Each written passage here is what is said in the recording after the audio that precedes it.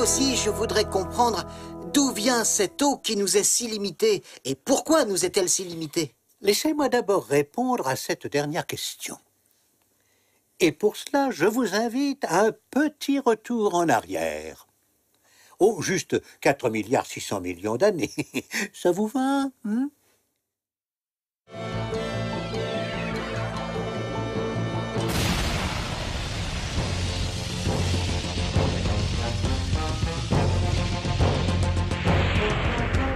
Ce morceau deviendra notre Lune.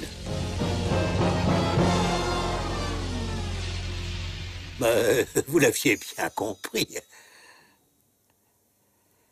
Avec les millénaires, la pluie va finir par former les mers, les océans et toutes les sources d'eau.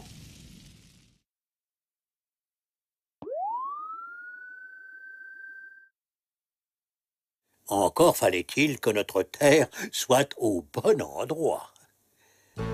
5% plus haut, plus près du Soleil, toute eau évaporée, la Terre devenait aride, invivable, comme Mars ou d'autres planètes. 3% plus loin, et les océans gelaient irrémédiablement jusqu'à leur très frais. Après tout, on n'est pas si mal ici, hein?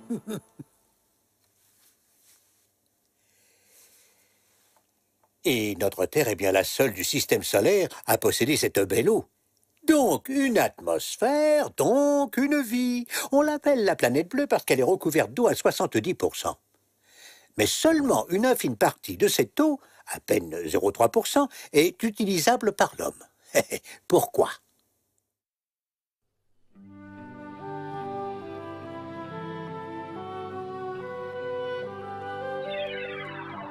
Plus de 97% de l'eau, ce sont les mers, les océans salés. Les petits 3% non salés qui restent, ce sont les glaciers du pôle Nord. Et surtout ceux de l'Antarctique, au pôle Sud. Puis il y a les glaciers des montagnes. Et il reste un petit 0,3% qui sera celui des fleuves, des lacs, des nappes souterraines, celui des hommes. Tenez, si toute l'eau de notre planète devait tenir dans ce grand seau, l'eau douce des pôles, que nous ne pouvons pas utiliser, tiendrait dans cette tasse à café. Et celle que nous allons utiliser dans ce petit dé à coudre.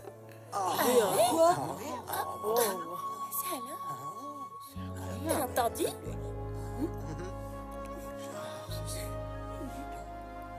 Et on ne peut rien faire pour augmenter la quantité de cette eau?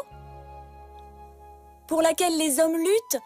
Pour laquelle ils meurent? Eh non, on ne peut pas. Comprenez, la quantité d'eau que contient le seau n'est pas extensible.